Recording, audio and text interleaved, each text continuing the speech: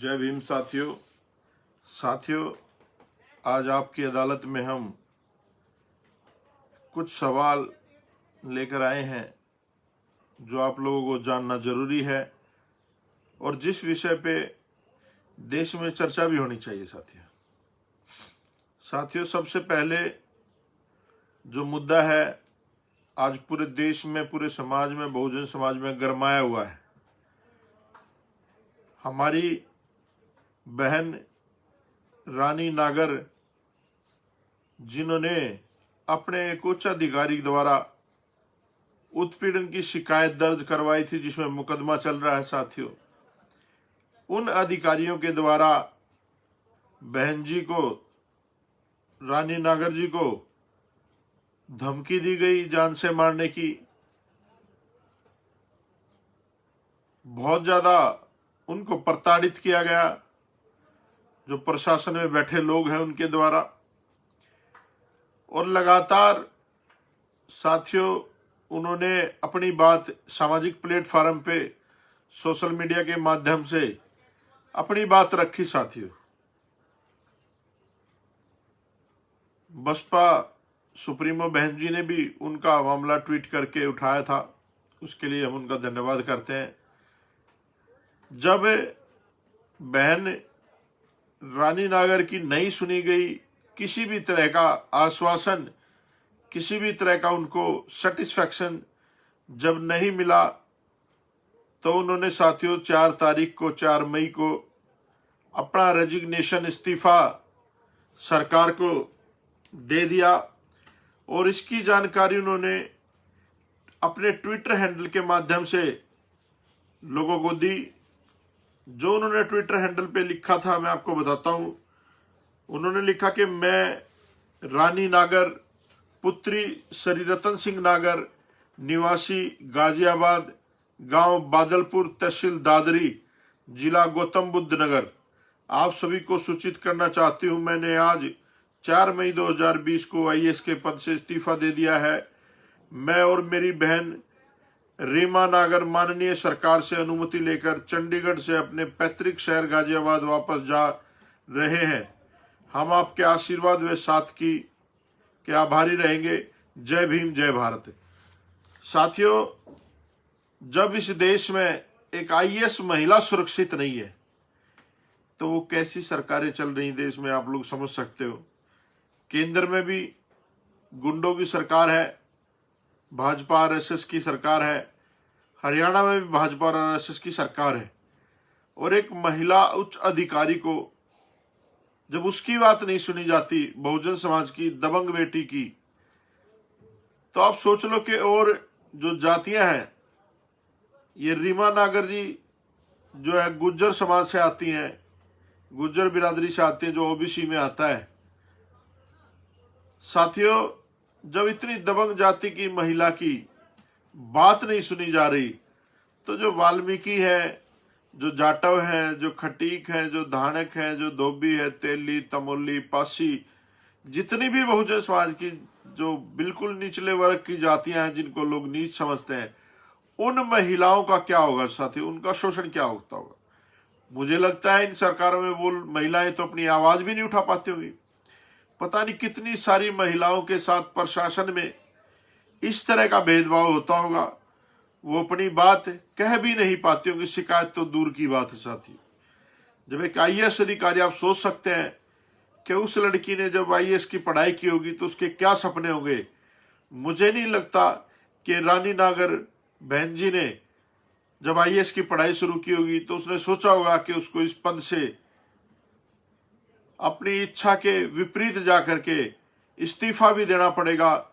कुछ घटिया लोगों की मानसिकता की वजह से, जो घटिया लोग राजनीति में और प्रशासन में बैठे हैं, जो प्रशासनिक कार्य कर रही महिलाओं के साथ उत्पीड़न करते हैं, उनके वजह से उनको अपना पद भी छोड़ना पड़ेगा और कहीं ना कहीं गुमनामी की जिंदगी जीनी पड़ेगी।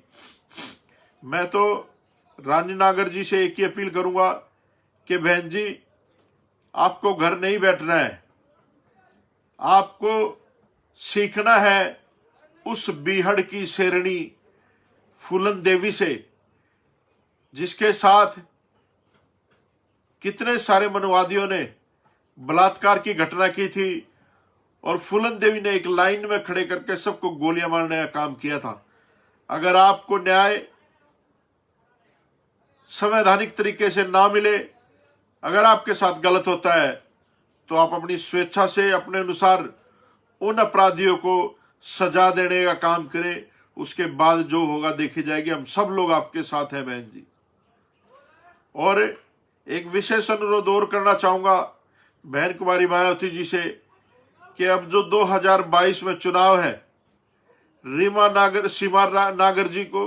रानी नागर जी को बहुजन समाज पार्टी से टिकट दे करके विधायक बनाने का काम करें, और जो हरामजादे आईएएस अफसर जिन्होंने उनका शोषण किया, उनका तबादला उत्तर प्रदेश में करवा करके और बहन जी के चरणों में गिरने का काम करें। रानी नागर के पता चल जाएगा उनकी औकात, कि इस देश के संविधान की औकात क्या है, इस देश के संविधान की ताकत क्या है। लेकिन ये करना बहन जी को, अब बहन जी इसमें क्या निर्णय लेती हैं वो उनके ऊपर ही डिपेंड करता है। मैं तो चाहता हूं कि 2022 में जो चुनाव है उसमें बहन रानी नागर जी बसपा पार्टी की प्रत्याशी बने और जीत के आए, और ऐसे लोगों को सबक सिखाने का काम माननीय बहन जी के द्वारा किया जाए। साथियों, ये तो रही भाई सब लोगों के सामने बहन रानी नागर की साथ जो हुआ देश में, आप सब लोगों ने देखा। दूसरी एक और बात जो आजकल चर्चा का विषय बना हुआ है पूरे देश में, साथियों, इस कोरोना महामारी की वजह से हजारों नहीं, लाखों नहीं, मैं कहूंगा करोड़ों जो मजदूर है, जो लोग अपने गांव को छोड़ के, अपने शहरों को छोड़ करके रोजगार की तलाश में बड़े बड़े महानगरों में गए थे, जो लोग अपना जीवन यापन कर रहे थे वहां किराए पे झुग्गी झोपड़ियों में रह करके जैसे तैसे अपना जीवन यापन कर रहे थे। साथियों, इस निकम्मी सरकार ने, भाजपा ने बिना सोचे समझे लॉकडाउन लगाया, ना कोई व्यवस्था की उन लोगों के खाने की, पीने की, रहने की, किसी भी तरह की कोई व्यवस्था नहीं की। जैसे इन लोगों ने नोटबंदी की थी, जैसे इन लोगों ने जीएसटी की थी। मैं हर बार कहता हूं कि ना काबिल लोगों के हाथों में देश है, उनको पता ही नहीं उनको करना क्या है उस चीज का। तो मैं एक कहावत के माध्यम से आपको बताना चाहता हूं साथियों कि आज सरकार के हालात क्या है। एक बार एक जंगल में सभी जानवरों की पंचायत होती, जितने भी जानवर रहते हैं, तो राजा को भी बुलाया जाता है, शेर जो राजा होता है जंगल का, और पंचायत में एक बात रखी जाती है। बहुत सारे जानवर अपनी अपनी बात रखते हैं। तो एक बकरी कहती है कि महाराज जी क्या हो रहा है जंगल में, कभी किसी के बच्चे को उठा करके ले जाते हैं जो आदमखोर जानवर है, कभी किसी के बच्चे को उठाकर ले जाते हैं, सारे जानवरों को खा जाते हैं, तो हमारी जान की सुरक्षा कैसे होगी। हमें ऐसा लगता है कि हमें देश का प्रधान, मतलब जंगल का सरपंच जो प्रधान है, राजा जो, वो बदलना चाहिए। तो वहां का जो राजा था, पहले शेर था, उसको बदल करके एक बंदर को, वो कहता कि मैं जिम्मेदारी लेता हूं, किसी के बच्चे के साथ भी गलत नहीं होगा, मुझे राजा बनाया जाए। तो उस बंदर को राजा बना दिया जाता है साथियों। तो एक बकरी का बच्चा गुम हो जाता है, और बंदर के राजा बनने के बाद वो बकरी उस राजा के पास जाती है और कहती है कि महाराज जी मेरा बच्चा 2 दिन से गायब है, वो मिल नहीं रहा, आप कृपया करके उसके ढूंढने का हमारा प्रयास करें, हमारी मदद करें।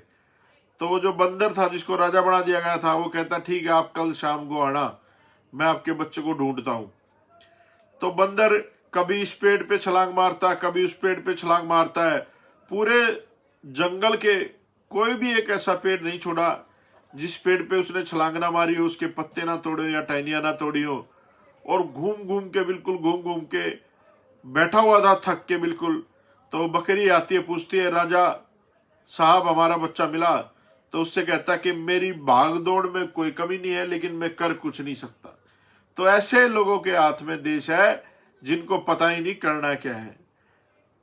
तो साथियों, आज जो लोग अपने घरों में निकलने को मजबूर थे, हजारों लाखों करोड़ मजदूर जो 1-1 हजार किलोमीटर पैदल चल करके, जिनके छोटे छोटे बच्चे सिर पे बोझ, और वो दूर दूर तक कई कई 100 किलोमीटर तक पैदल जा रहे हैं अपने घर पे। कुछ लोग तो बेचारे पहुंच गए, कुछ रास्ते में ही मर गए। और अब सरकार ने एक फैसला लिया था, हमने सोचा था कि भाई जो प्रधानमंत्री रिलीफ फंड है, पीएम रिलीफ केयर फंड है, हो सकता है वो सही जगह इस्तेमाल होगा।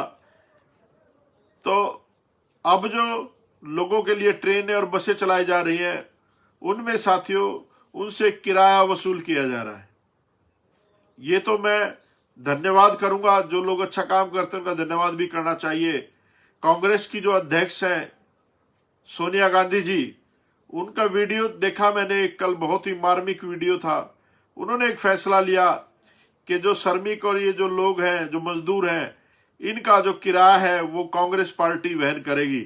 उसके बाद भाजपा के जितने कुत्ते सोशल मीडिया पे हैं, उनके सबके चुड़ने और खुजली हो गई। कहने लगे कोरोना महामारी को कमजोर लड़ने के लिए, कमजोर करने के लिए कांग्रेस पार्टी सोनिया गांधी कमजोर कर रही है, ये गलत बयानबाजी कर रही है। तो उन्होंने कहा कि इसका जो वहन है 85% केंद्र सरकार करेगी और 15% राज्य सरकार करेगी। क्या तुम लोगों को पहले ये बात नहीं बतानी चाहिए थी लोगों? और करना है तो किराया क्यों ले रहे लोगों से? पीएम रिलीफ फंड जो है उस पे सबसे पहला अधिकार इस देश के मजदूरों का, किसानों का, जो दूसरे राज्यों में फंसे लोग हैं उनका बनता है, ना कि आरएसएस और जो संगठन है। मुझे पता है ये जो पीएम रिलीफ फंड है ये कहां जाएगा। ये सब जो है ना, इस देश में जो लोग गलत मानसिकता के लोग हैं, जो देश को तोड़ना चाहते हैं, उनके काम आएगा। मैं गारंटी से कहता हूं ये बात। और अगर ऐसा नहीं है तो सरकार स्पष्टीकरण दे, बताए कितना पैसा जमा हुआ है, और उस ट्रस्ट का ऑडिट होना चाहिए और सरकार के प्रति जवाबदेही होनी चाहिए उस ट्रस्ट की। तब तो लोगों को यकीन होगा ना। आप लोग अंधा खाता चला रहे हो, जो मर्जी कर रहे हो, जैसे मर्जी कर रहे हो, कोई तैयारी नहीं, कुछ नहीं। ये तो रही केंद्र सरकार की कमी है साथी। कैसी निकम्मी सरकार आप लोगों ने बिठा दी है। और दूसरा साथियों, दिल्ली का जो मुख्यमंत्री है लाला जी, उसने तो पूरी दिल्ली को कोरोना के हवाले ही कर दिया। हम लोगों ने सोचा था कि अच्छा निर्णय लेगा और ये जो है ना लॉकडाउन दिल्ली का और प्रभावी ढंग से लागू होगा, क्योंकि दिल्ली में 2-4 हजार लोगों की बात नहीं है, मैं कहूंगा लाखों लोग कोरोना से पीड़ित हैं, क्योंकि उनका इलाज ही नहीं हो रहा। मेरे यहां सुल्तानपुरी में, जहां से मैं विधायक था, वहां पर ही बहुत लोगों के फोन आए मेरे पास कोरोना पेशेंट के, कि जी हमें घर में तो बंद कर दिया लेकिन हमारा कोई टेस्ट नहीं हुआ, कोई जांच नहीं हुई, हम क्या करें। बड़ी मुश्किल से एसएचओ से बात करके, कुछ लोगों से बात करके, बड़ी मुश्किल से लोगों को एडमिट करवाया। और गुप्त सूत्रों से और जो लोगों में गॉसिप है, चर्चा है, उनसे यह भी पता चला कि दिल्ली के मुख्यमंत्री ने करोड़ों रुपए लेकर के इस लॉकडाउन को खोला है व्यापारियों से। और बहुजन समाज के लोगों को विशेषकर बताना चाहता हूं, जितनी दारू की दुकानें खोली गई है, पॉश एरिया में नहीं खोली गई, क्योंकि वहां तो इनके रिश्तेदार रहते हैं मनुवादियों के। जितनी शराब की दुकानें खोली गई हैं, ज्यादातर वहां खोली गई है जहां बहुजन समाज की संख्या सबसे ज्यादा है साथियों। और मैं तो एक और बात कहना चाहता हूं इस दिल्ली के मुख्यमंत्री से, आपने दिल्ली का बेड़ा गर्क तो कर ही दिया लाला जी। ये सुनार की दुकानें और खुलवा दे ताकि बहुजन समाज के लोग अपने बीवी बच्चों के गहने गिरवी करके दारू की लाइन में दुकानों पे खड़े हो जाएं। और आप लोग जो चाहते हो, जो आपका हिडन एजेंडा है, आरएसएस के एजेंट हो आप, जो आपका हिडन एजेंडा है कि इन बहुजन समाज के लोगों को हैंड टू माउथ कर दिया जाए, हम जो है ना दलिया बांटे नहीं, अपनी प्लेट लेकर के लाइनों में खड़े हो जाएं। आप जाकर के देख लीजिए दिल्ली में इस निकम्मी सरकार ने, दिल्ली की सरकार ने हजारों लोग लाइनों में खड़े कर रखे दाल दलिए चावल के लिए, और फिर कहते हैं कि हमने ये कर दिया, हमने वो कर दिया। अरे निकम्मे लोगों, तुम लोगों ने कुछ नहीं किया। अगर तुम लोग सही होते तो आज ये देश सोने की चिड़िया था, सोने की चिड़िया रहता। सम्राट अशोक का देश है ये, तथागत बुद्ध का देश है, बाबा साहब अंबेडकर मान्यवर साहब काशीराम का देश है। तुम लोगों ने इस देश की संस्कृति खत्म कर दी, आडंबर पाखंड इतना बढ़ा दिया कि आप सोच नहीं सकते। और कमाल की बात है, शराब की दुकानें खोली जाती हैं, किताबों की दुकानें बंद है, क्योंकि शिक्षा सवाल खड़ा करती है, शिक्षा आंखों में आंखें डाल के बात करना सिखाती है, इसलिए इनको शिक्षा से दिक्कत है।